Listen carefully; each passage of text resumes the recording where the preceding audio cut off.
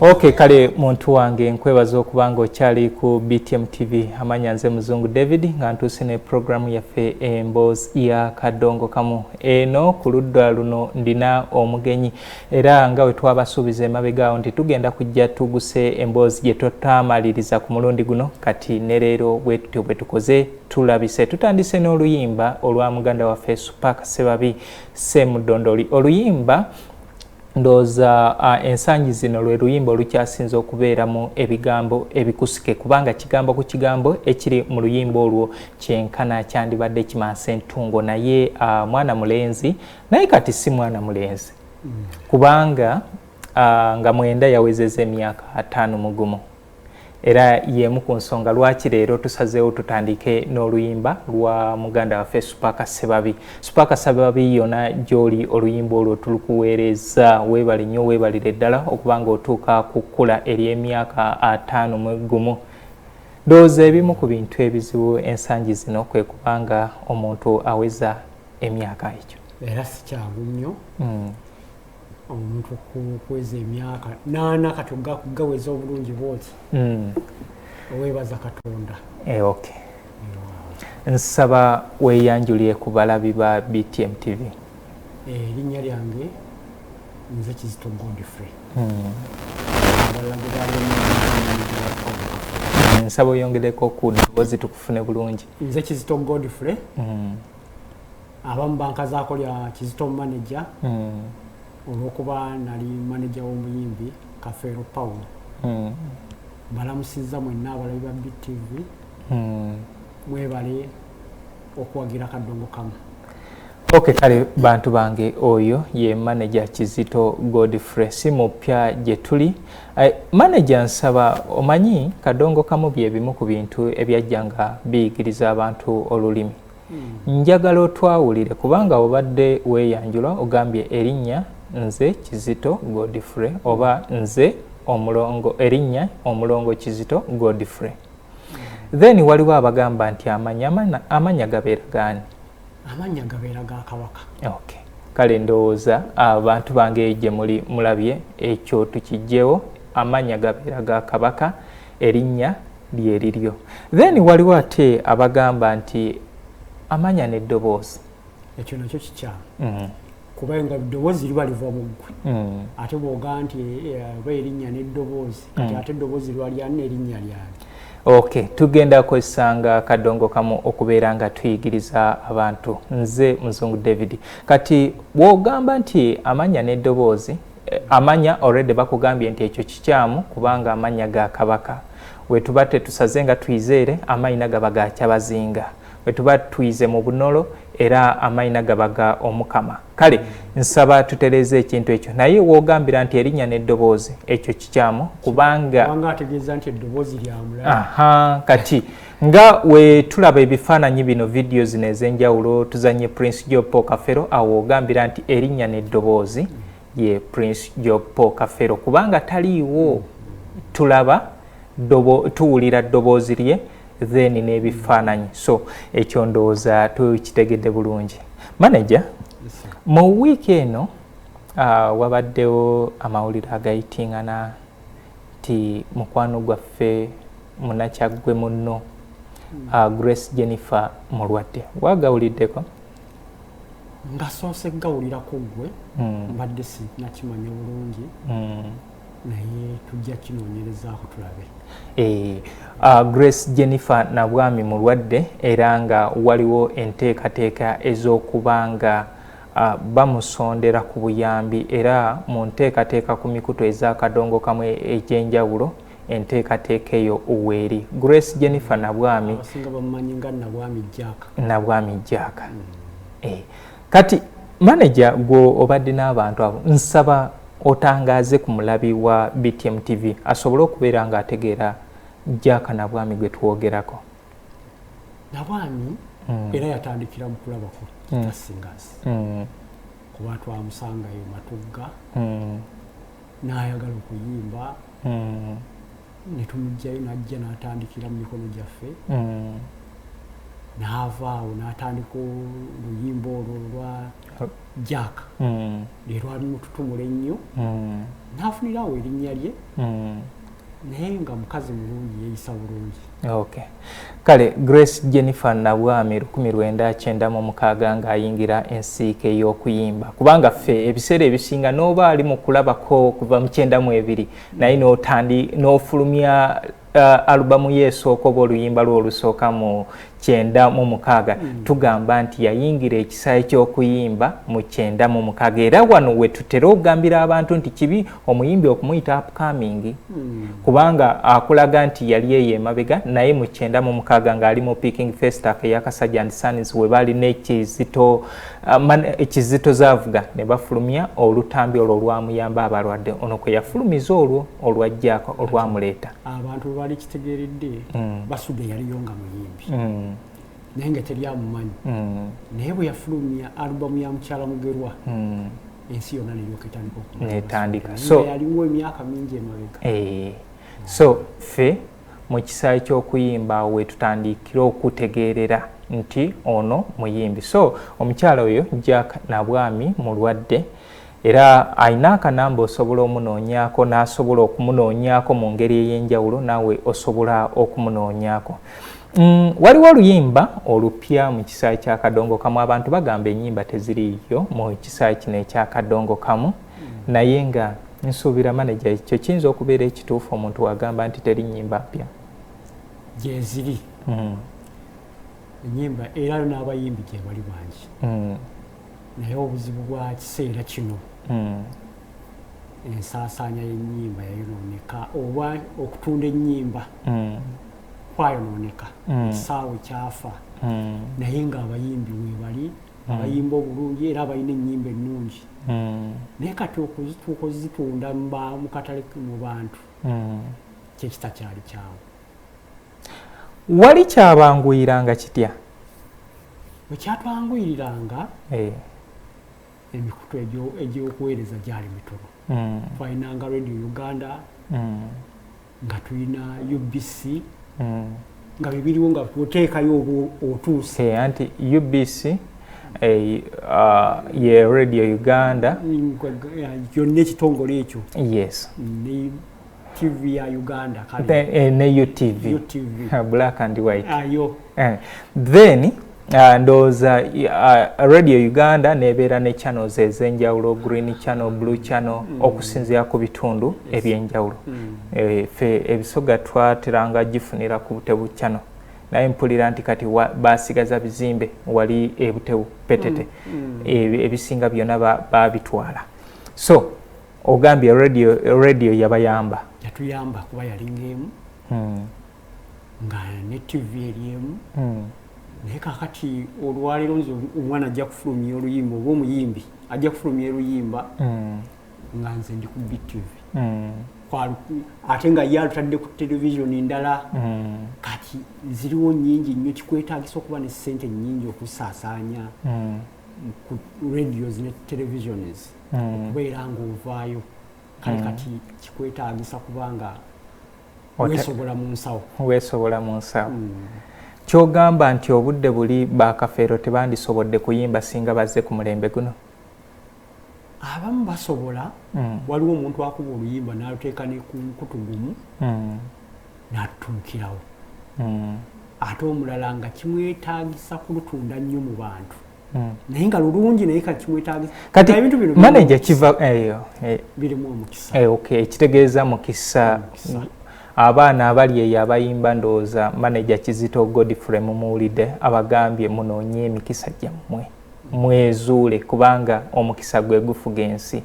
Amas Closet ffe tukyasinza okutuusako ebyambalo eby'omulembe okuva China omuli zi tops, skirt, office pants, legging n'ebirala bingi tusangibwa ku Ham Shopping Grounds Block D mu room 252 ne 099 okumpi n'ekizimbe ekya Jesco Beauty Center opposite Total Business. Olaba Block D wetandikira kati yambuka amadaala edduuka ly'osookerako ku kkono ly'erya Amas Closet. Tutunda ekimu ekimu n'okusuubuza tukubire ku 070 93 83 16 oba 070 0762 Amaz Closet, where fashion meets you. New Subs Fashions tukutuusaako ebiteeteeyi kw'ossa abaya, engatto, ensawo z'abakyala, jackets, jeans n'ebirala. Tusangibwa ku Wilson Street ku kizimbe ekya Sunset Arcade ground floor shop number 2. okututuukako va ku Pioneer Mall otambule ngadda ku Arua Park, yisa ekizimbe ekya Wilson 1 oyite ku Health Link Pharmacy. Kati awo weekoma yambuka amadaala gakuyingize ku Sunset Arcade, awo ng'otutuuseeko. Engoye zaffe tuzijja China, Egypt, Vietnam n'amawanga amalala. Omukyala omwambazi omulungi ayambala naffe. Yino Chikaya College School essomero eryagulidde erinnya mu kusomesa abaana ate ne bayita ssomero lya ddene boarding mix y'abawala n'abalenzi senior 1 paka senior 6. balina library, science ko ne computer labs byonna bijjudde. balina arts ne science subjects, co-curricular activities ko ne section y'ebyemikono, omuli okusiba enviiri, okukanika n'ebirala ebigwa mu kkowe eryo. omwana n'ava ku ssomero lino ng'ali self contained. kyewuunyisa ensimbi zaabwe zeze zijja mu nsawo ya buli muzadde. basange Chikaya Bulenga Mitiana Road. okumanya ebisingawo noti 757 mukaganya 115. Be Easy Hotel and Bar tusangibwa Nsago ku lw'Ennakawuka. ku lw'empeereza ennungi tukola essaawa 24. tulina ebifo ebisulwamu nga biyonjo, ebiddaabirizibwa buli kadde, ebyemizannyo ng'okulaga omupiira, okuzannya pool n'ebirala. ebbaala ejjudde obulungi, emmere ekutuukako mangu, paakingi nnungi ate nga security eri gguluggulo. okubuukinga n'okumanya ebisingawo kuba ku 0790 79 12 04 oba 058 98 77 34. You are not easy when you are not at Be Easy Hotel and Bar. Come and experience the ultimate in comfort, entertainment and security with Be Easy Hotel and Bar, Nsago, Nakauka Road. Plan B Records ye studio yokka ekuwa ekiri ku mulembe. oyagala ku recordinga luyimba ku Plan B Records turecordinga ennyimba ez'ekika kyonna nga raga, reggae, kadongo kamu, afrobeat, band music n'ebika bya music byonna eby'enjawulo. era tukozesa ba producer abalina obukugu. kati gwalina essomero, kwaya naawe omuyimbise kinoomu, jangu tukolere oluyimba oluli ku mutindo ku miwendo egy'okuteesa. Plan B Records. Okay, manager. oluyimba lwerwo fuba okole agezaako kubanga alimirira bano ab'empalana. oluyimba olulabye otya? oluyimba lulungi era bwana bafubye okulutambuza. oluyimba lulungi ate lubuulirira. Okay, oye omulangira Luswata okuva eri mu bitundu by'e Buddu ali muno mu kibuga atambuza endongo then era Lubyanza be bano abasaabaza abantu. naye nga ekisayi kino akiruddemu okuva nze nsooka okutegeera omulangira Luswata mu 2011 yali afulumiza oluyimba Love Yo Kanjite. ayina mwana muwala gwe yali ayimbako nga agamba Mama Loni nti Love Yo Kanjite. so oyo ye muganda waffe omulangira Luswata. kale omulangira bakugambye nti oluyimba lwo lujja kola teekamu maanyi. naye olowooza abaana bano amaanyi gabaggweramu wa? kubanga tulaba abaana bangi nga zze ng'ekitono olaba kikwafu n'amaaliriza nga twebuuza ne gye yalaga obuzibu busangibwawa? bamu na bamu ndowooza nze kyobula nkwebaza ofubye nnyo ku baana abo. naye buli bagenda okwagala okutumbuka babasaba ssente zebaba batalina. so ate ffe twakubiranga bakama baffe bayimbiranga ng'ennyimba ozitwalayo ne bazikuba ate ne bazikubira ddala nga tebakusabye ssente. bw'oba waddeyo waayo katono kuwaayo kufuna akapresenta ng'oyo n'omwongeramu naye ng'ate yo ng'ekitongole kirina okukola omulimu gwakyo kuba ennyimba ezo. amukisa gutaliiwo kati buli gw'otuukirira ayagala ssente. naye olowooza ababasaba ssente bakola kyamu?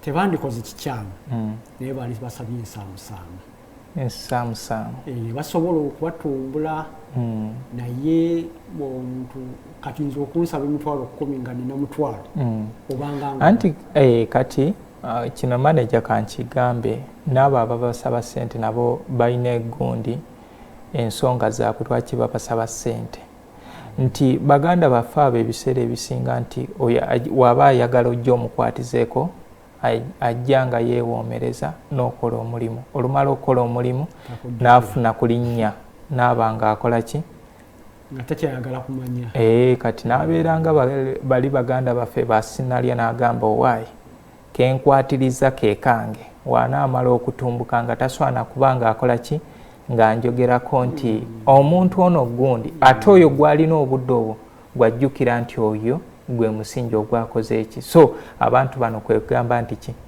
nabo kaba bakyajinge sente ate n'ekirala manager tuli media business otunda bibi oyiseewo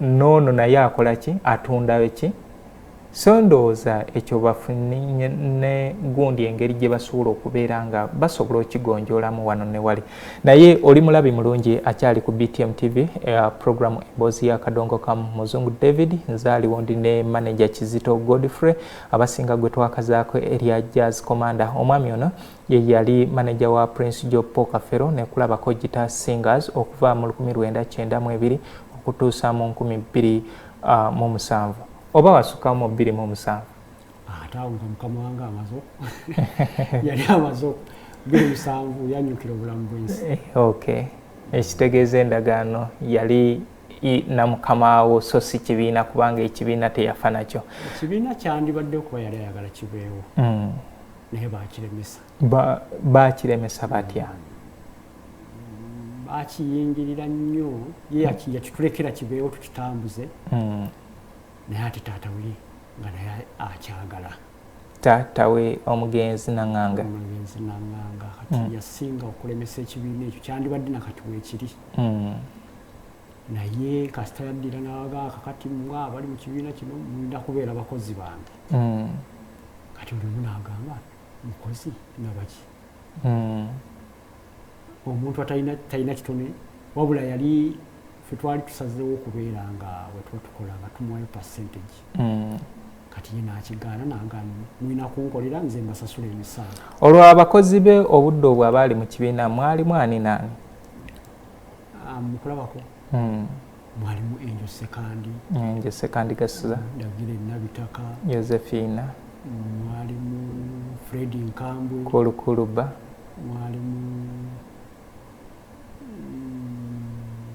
Rose Namata Night Nantabazi bonna baali bakyali waawo n'abandi Regina Nalukwata bonna baali bakyali balamu kyali kyamaanyi nga basobola okukiyimirizaawo naye buli omu bwe basita bamugamba ekyo neyenoonyeza walaga buli omu neye mwasobola okutambulayoko nga Prince Joe Poker Fero amaze okufa naye twatambula emyezi gyalinga 4 kati ne balaba nga kikola kati oli naaga temulina kungabirako nze nina obbagabirako oba yali sympathy y'abantu nti bambi abantu okubeera nga bajja ne balaba ekibiina nga mukitambuza ekyo nakyo kyalimu nti kubanga ate nyinza okuga twafunako ku bantu ndowooza betwali tufunanga temufunangako nga mulina omugenzi nga baagala kulaba bakisobola okutambula kati ate nabali ne balaba nga tugenda bafunako ssente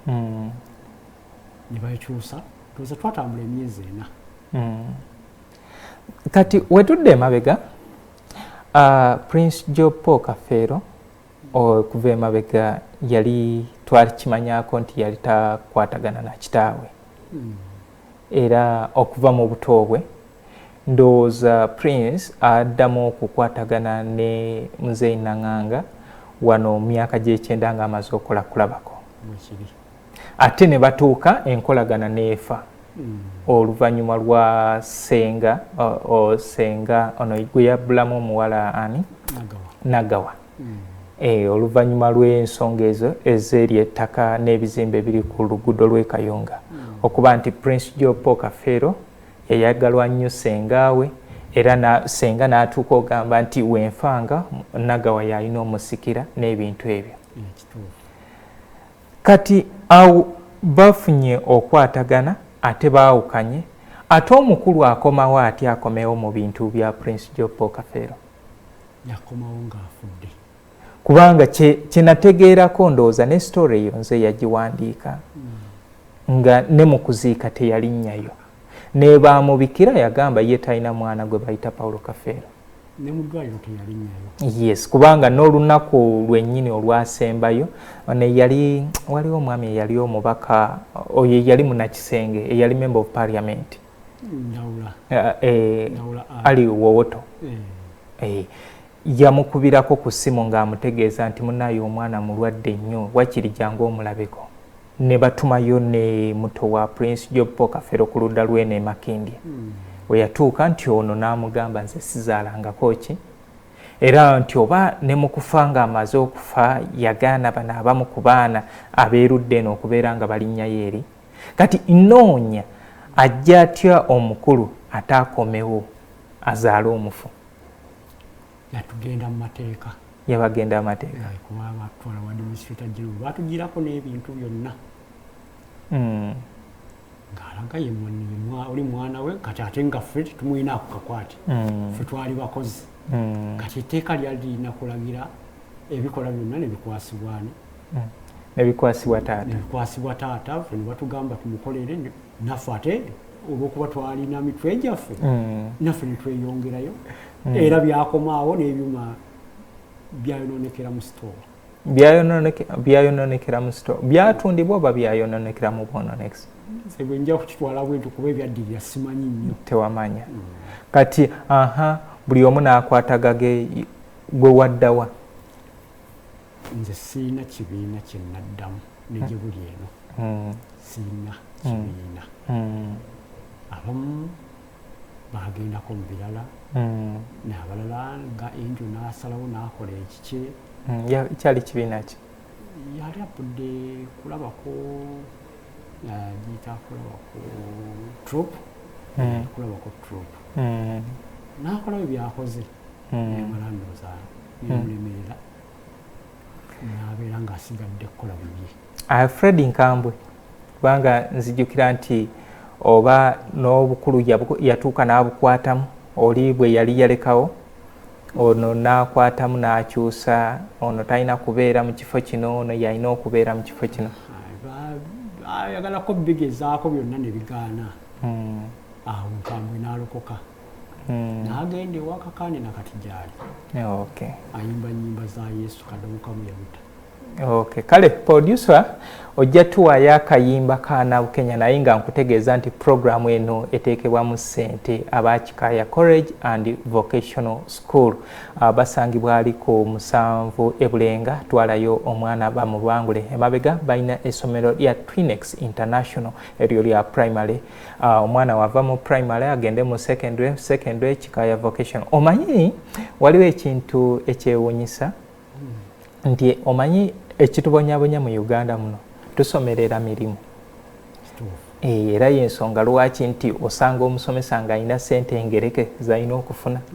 So nga Muganda waffe oli eyakola omulimu gw'omu mutwe ojja kutuuka oli ng'asala nviiri akugambe nti munnaye akaviiri ngasalira mutwalo. Naye ng'ojjudde ekiwalaata talina na nsonga gy'ayinza kuwa kugamba mutwalo.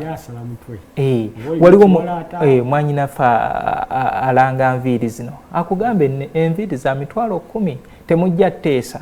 So nga ye oli omusomesa oba atuuka ssente zo bazigereka. Kale nkugamba nti omwana lwanako nnyo obeere nga omutwala mu ssomero lya vocational abeere nga asobola okubeera ng'ayigayo omulimu gw'omu mutwe. Kikaaya College and Vocational School ye answer. Producer tuweeyo akayimba ka Nabukenya abantu balabeko. Manager Kizito Godfrey no twogera nti yakola ebintu bino n'omugenzi naye oba oliawo bangi nga tebagira. Kati mwetegereze ono mwetegereze n'omuntu akuba engoma ali ku ngoma oyinza okukakasa nti yali ono. Kale producer tugende.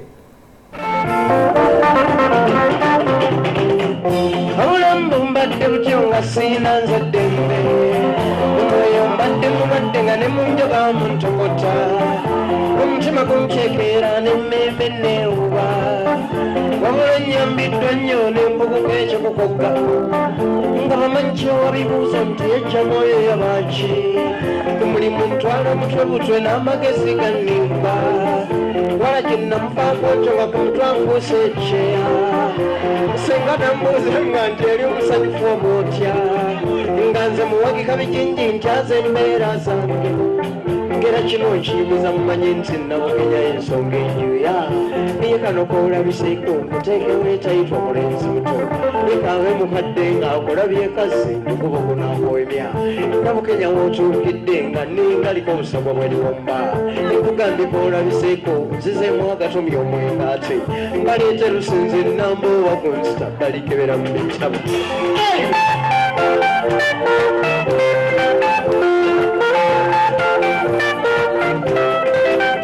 wekire kyomwowekamu ekusisa essanyu lyange nze essubi lyennina mu ggwe likira lyennina mu ndongeezo era nkakasizaino nti mukama kyokka njagala sikyalina wansi mmatiddemu enkyundayira nolumba lwatugama amaana ntabulabako saaya nabugenya osaana kulabako nga mannya geezennyo yoba nkinoganye ntyo nase nti mpulira ndi mukyokya mekete kiyemme kitonga banaabo bya bino ebitatuse nange n'akalaba ndi muto nnyo sisobola kugumiikiriza esoolu enyambye nenziramu agaso n'endongooba kakati mposibule ntyawulo mpoza maama kati onoddabi ng'ebisawo bindagaya neererejje munnange omusanze bubi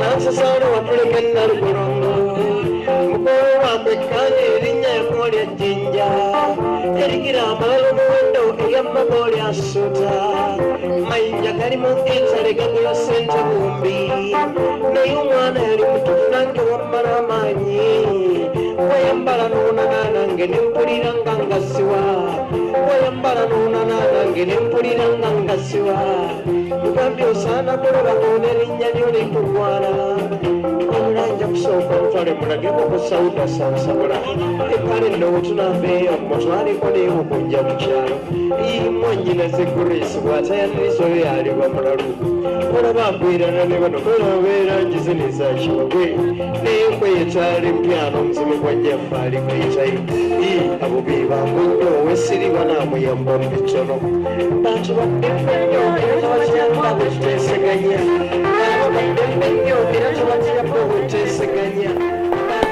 Okay, kale olwo lwe luyimba Nabukenya okuva ew'omugenzi Prince Joe Paul Kafeero. Manager, twali ludda wa? Twali Masanafu, kirabu bali bagiyita Amazon. Mwaka ndowooza 2020 mugumu. Okay. Nabukenya wembase erabidde omukyalo yali Betty Nabukenya. Omukulu gwe yali Awaana. Prince alabika yali musajja wa mukwano nnyo nga waaba akwagadde ebirungo byonna abiteekamu. Kubanga wulira engeri gy'awaanamu mwana muwala Nabukenya. Bambi kati bonna bagenzi Mukama Katonda abalamuze ekisa. Prince Joe Paul Kafeero ne omuganzi we Betty Nabukenya.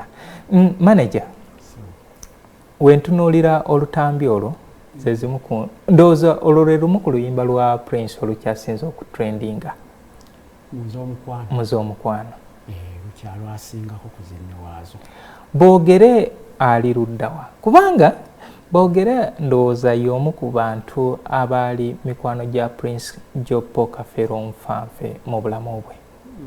Kubanga ennyimba ez'enjawulo era gy'amuyimbako era simanyi Boogere gyali namulabako e Masaba ku luno lwe twagenda nga tujjukira Prince Joe Paul Kafeero. Nafuna omukisa namusangayo ewaka era kwegamba naye ebigambo byanyumya tebyawukanako n'ebibyo. Ye yatuuka n'emabega oba abuulirako nti yasibwa. Yasibwako ogweri ettaka eryo eriyita ku gundi eriyita ewa Boogere erya Prince Jopo Kafeero kati yali agezaako alwanirira ettaka lya mukwano gwe kumbe nga ndowooza munda mulimu abaali baagala likole ki litundibwe bw'atyo n'atuuka n'asulayo ndowooza yamalayo nga mwezi mulamba naye oluvannyuma batuuka omusango ne nagwe kuba kati n'addamu n'alya butaala kubanga amuwulira Boogere mbadde nkyamwagala era yamuyimbako mu nnyimba za mukwano mwokka mwatera okola ki ndowooza then ne muno mu Kenya era nalwo owulira ng'akola ki ng'amuyimbako so manager tutambudde mulundi guli gwe twali wano twali ku mboozi eno yennyini twali twakoma nga mutandise ekibiina kyammwe ekyakulabako mufunye ebyuma okuva ewa Kasajja and Sons then abantu batandise okuba nga babasekerera nti temujja kumalako mutandise challenges ezo kati njagala kulabako ng'etandise lutambi ki olwasooka kubanga yo gye mwasooka okukolera yo wali otugambye yali eno oludda lwa wa Misaga kati lutambi ki olwasooka okufulumira mu kibiina kyakulabako baali balutuyita ekyetere embiriizi waka baluyita abatunda ebyokulya part 2 okay kati part 1 ye yavaamu ogundi ye yavaamu kulabako ebyuma byakulabako kati ekyetere embiriizi awo ndowooza nga mukyali ne ssenga w'abaana Rosette nakubulwa nga mukyatambula naye okay mumaze okukola ekyetere embiriizi kubanga lwe lumu ku luyimba lwe olusinga ezimu kuzitrendinga ku lutambi okwo kwaliko nnyimba kizoyinza okuba nga okyajjukira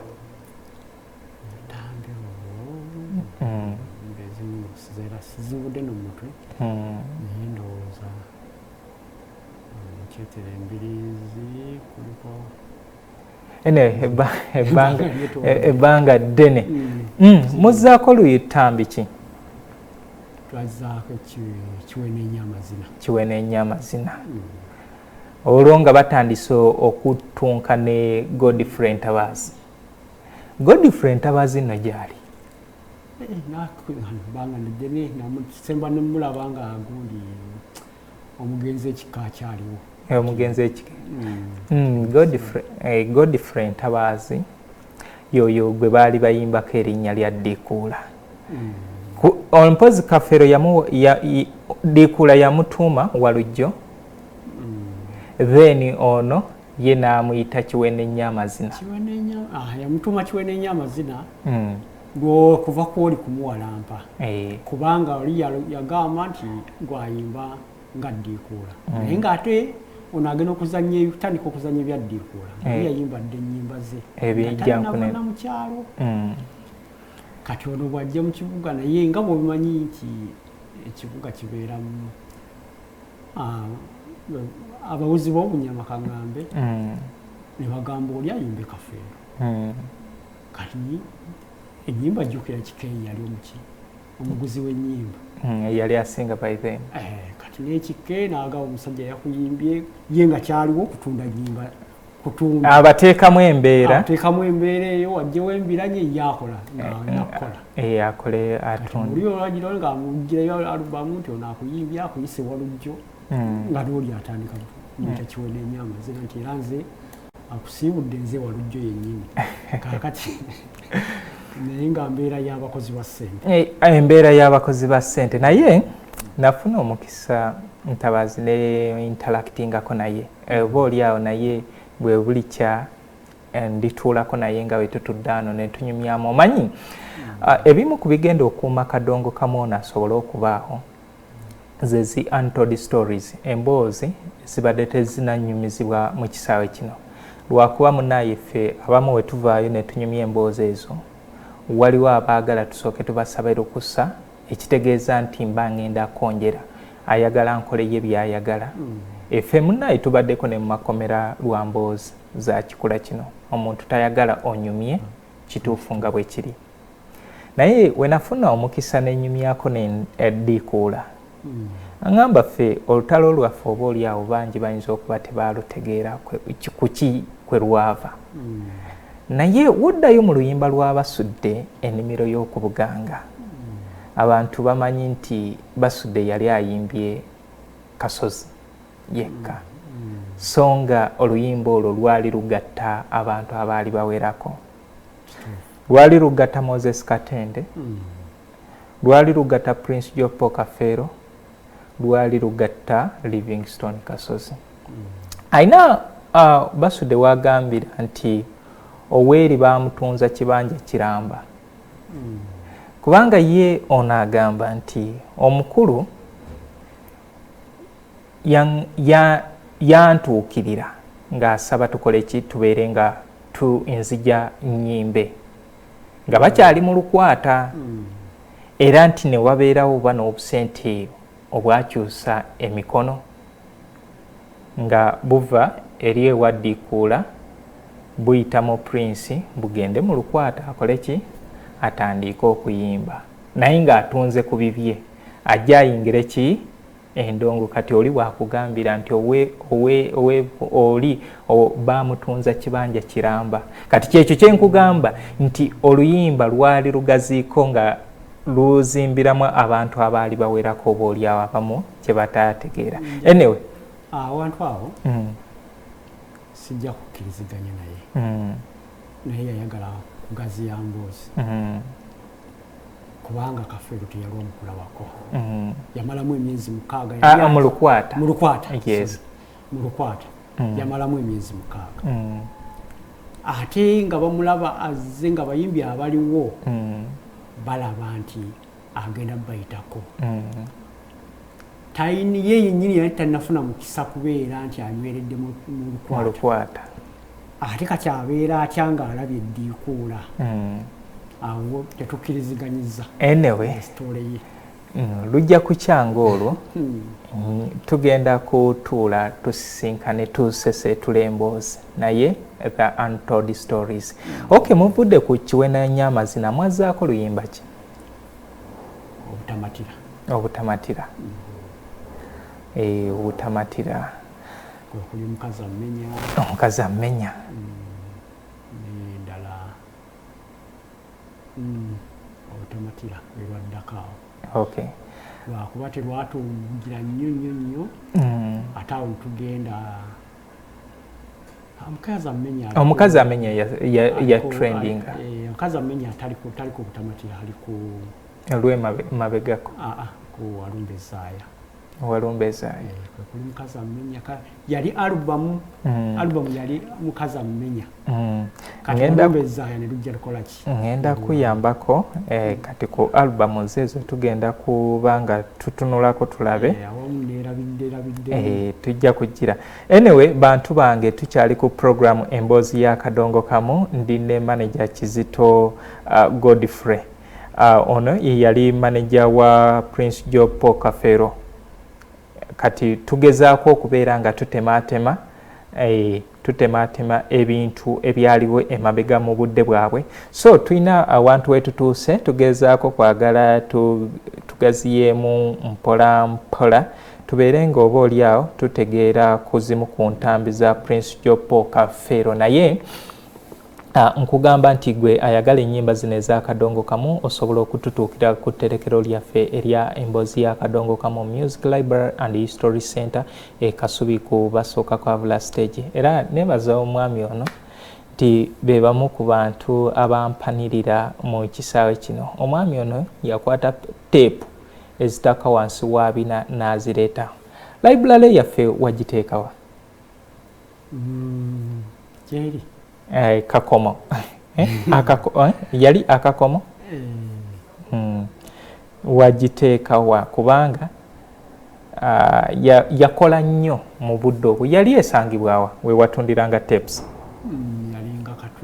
yalinga katwe ku Hollywood Theatre ng'obumanyi ebintu bigenda bikola ki yagendanga esebengerera mpola mpola olw'enkyukakyuka y'ensi Kati kino kirekawa omuyimbi kubanga wali musajja w'amaanyi mu kibiina kumpi gwe yali omu kubaddirira omukulu naye nga ate olaga nti olinayo ku gundi olinayo omulimu gw'omulala.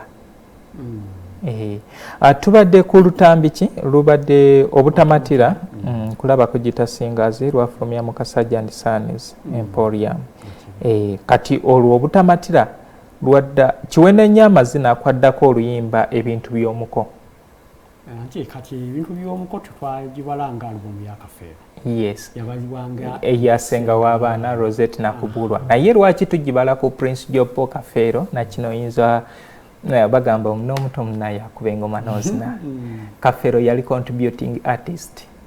Era naye beekola ki emubalibwako era nga woolaba wootuuka ku gundi gwe musika wange ne Dunia weeraba abantu bagamba mbu ezo za Kasozi nedda bateekako ennyimba equale. Bateekako bonna ba contributing artist era teri avunaanyizibwa. Mpoozi Kasozi ayinza okusukulumamuko kwono okubano nti gundi erinnya lyasinga kutambulira kwani ku ye. Ennyimba eziriko zaali ku mulamwa gwa Kasozi. So zino wammanga zentambi za living za Prince Jopo Kafeero muvubuka munnange 1989 ekijjankunene then part 1 ekijjankunene part 2 ekijjankunene part 3 kubanga part 1 yafulumira ku muvubuka munnange then ne wabeerawo olutambi temukyagasa kiwene nnyo amazina ebintu by'omuko tulerabirerya walumba ezaaya obutamatira ekyali ekintu kyange gwe musika wange Dunia weeraba edduma ly'embaga omwana w'omuzungu baabo bagambe nantabuulirirwa Kampala mu kkooti dipo naziggala bamutalira olulimi lwange n'ensondanya z'entambi 21. Naye abasinga we bagira bagamba Kafeero teyaweza ezo nga ba-excludingamu ziri ze bakola nga bali bonna. Naye nga oli abeera contributing artist era naye kiba kimuvunaanyizibwako. So olutambi ebintu by'omuko lwali lwa Prince Jopo Kafeero wadde wetudda mu percentages osenga w'abaana Rosette Nakubulwa aba asingako. Kati manager obudde butugendako nsaba tulina akanyomero ke tugenda ogendako njagadde ennyimba zino zeetegereze bulungi gwe kennyini ogenda tubuulira kyekyavaako ennyimba zino okubeera nga zitambula nnyo mu kisaawe kya Kadongo Kamu wakati wa Prince Jopo Kafeero n'abayimbi abo abamu ku betugezaako okuba nga tuwulira. Era nafuna ekibuuzo waliwo omwana muwala Harriet Birungi yambuuza nti muzungu Prince Jopo Kafeero nga yali alajjanira nnyo omukwano baali bamudaaza nnyo naye nga siina ngeri eyinza kubeera nga nkitotola naye already so far ndine mukwano gwaffe abaaliwo in the making mu bintu bino. Producer nsaba waliwo akantu awo akaliko correction tuzanyireko ku tape eyo ka correction yako manager Kizito agenda kujja atutemeremu tuwe correction tulabe.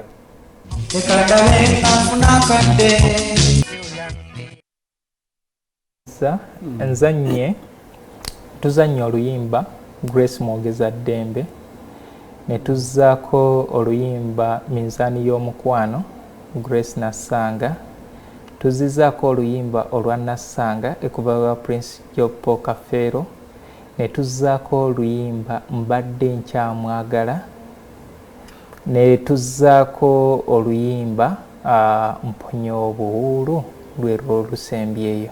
Ennyimba ziri 5 ziva mu bantu babiri era nga buli luyimba lwali lugenda wa munne Grace Nasanga ne Prince Jopo Kafeero.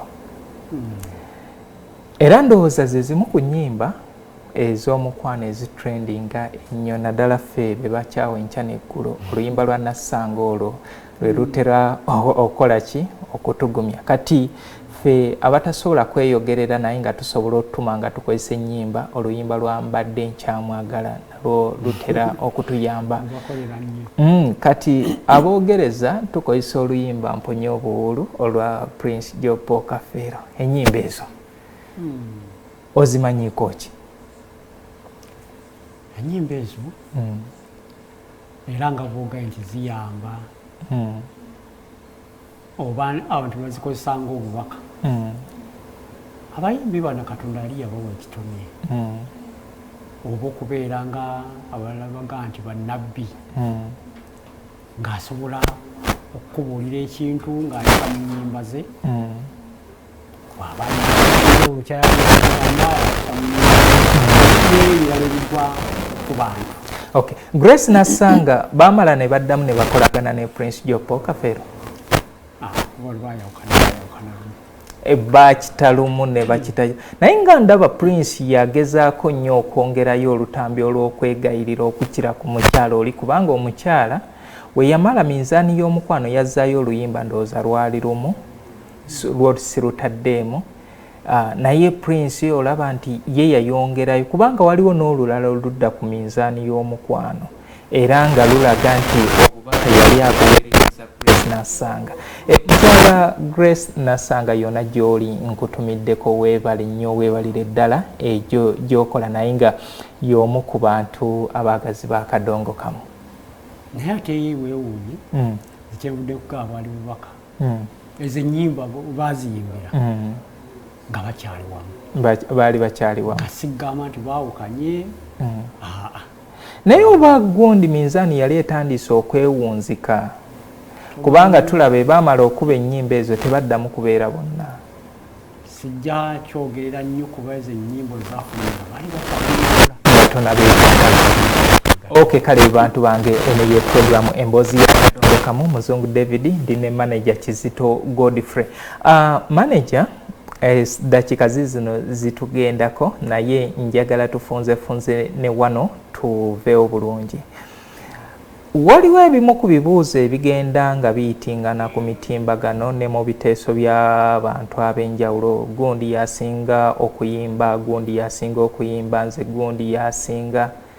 We mwakolera music ono nga muli mu bibiina byammwe mwalinawo embeera ey'okuvuganya? Nedda.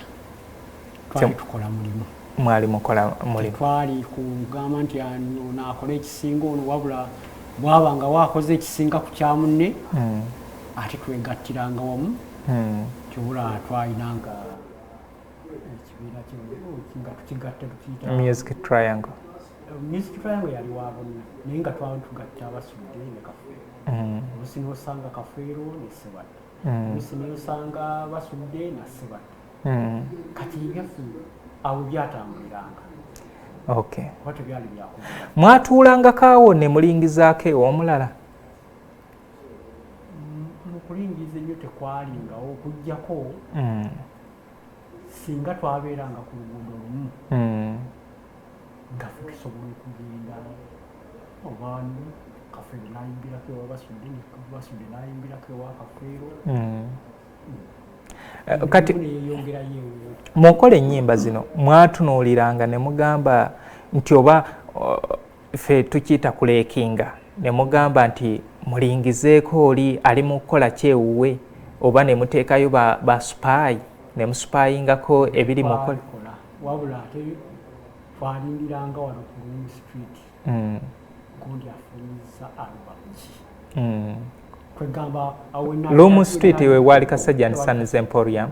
Okay, kale muntu wange obudde butugenzeeko ebiseera ebisinga obudde tebubeera ku ludda lwaffe naye nga ntumiddeko oyena abadde ku emboozi ya Kadongo. Manager, nsaba okozese butikitiki osiibule abalabi. Nsooka okutumira abamamba bonna we bali era nga mbakubiriza nti ku Sande ejja tugenda busanyuwa Jjajja Wampona kumanyagana kw'essiga.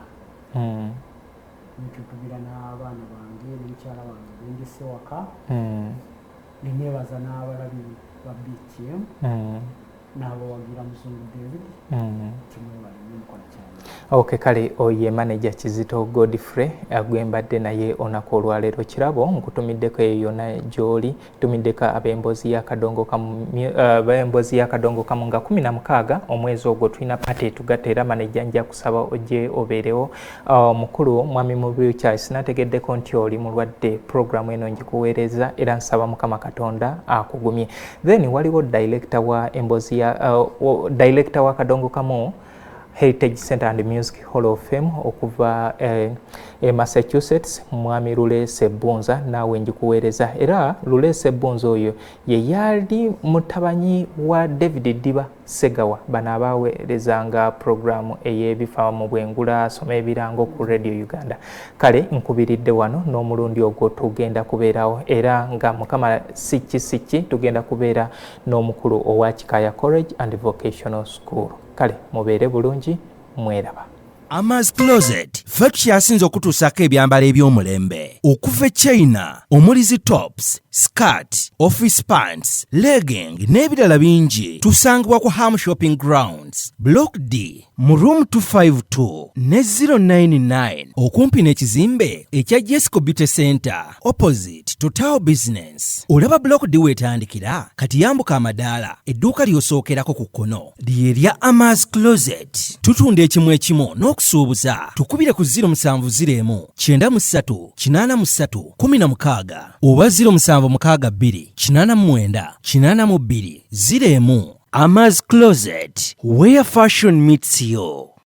New Subs Fashions tukutuusako ebiteeteeyi kw'ossa abaya, engatto, ensawo z'abakyala, jackets, jeans n'ebirala. Tusangibwa ku Wilson Street ku kizimbe ekya Sunset Arcade ground floor shop number 2 okututuukako va ku Pioneer Mall otambule nga dda ku Arua Park yisa ekizimbe ekya Wilson 1 oyite ku Health Link Pharmacy kati awo weekoma yambuka amadaala gakuyingize ku Sunset Arcade awo ng'otutuuseeko. Engoye zaffe tuzijja China, Egypt, Vietnam n'amawanga amalala. Omukyala omwambazi omulungi ayambala naffe. Yino Kikaya College School essomero eryegulidde erinnya mu kusomesa abaana ate ne bayita. Ssomero lya Dene Boarding mix y'abawala n'abalenzi senior 1 paka senior 6. Balina library, science, kone computer labs byonna bijjudde. Balina arts ne science subjects, co-curricular activities, kone section y'ebyemikono omuli okusiba enviiri, okukanika n'ebirala ebigwa mu kkowe eryo. Omwana n'ava ku ssomero lino ng'ali self-contained. Kyewuunyisa ensimbi zaabwe ze zijja mu nsawo ya buli muzadde. Basange Kikaya Bulenga Mityana Road okumanya ebisingawo noti 757 mukaganya M 5 B is a hotel and bar. Tusangibwa Nsago ku lw'Ennakawuka ku lw'empeereza ennungi tukola essaawa 24. Tulina ebifo ebisulwamu nga biyonjo ebiddaabirizibwa buli kadde eby'emizannyo ng'okulaga omupiira, okuzannya pool n'ebirala. Ebbaala ejjudde obulungi, emmere ekutuukako mangu, paakingi nnungi ate nga security eri gguluggulo. Okubuukinga n'okumanya ebisingawo kuba ku 0790 79 12 04 oba 058 98 77 34. You are not easy when you are not at B is a hotel and bar. Come and experience the ultimate in comfort, entertainment and security with B is a hotel and bar. Nsago Nakauka Road. Plan B Records ye studio yokka ekuwa ekiri ku mulembe. Oyagala ku recordinga luyimba ku Plan B Records tulikodinga nyimba ez'ekika kyonna nga raga, reggae, kadongo kamu, afrobeat, band music n'ebika bya music byonna eby'enjawulo. Era tukozesa ba producer abalina obukugu. Kati gwalina essomero, kwaya naawe omuyimbise kinoomu. Jangu tukolere oluyimba oluli ku mutindo ku miwendo egy'okuteesa. Plan B Records.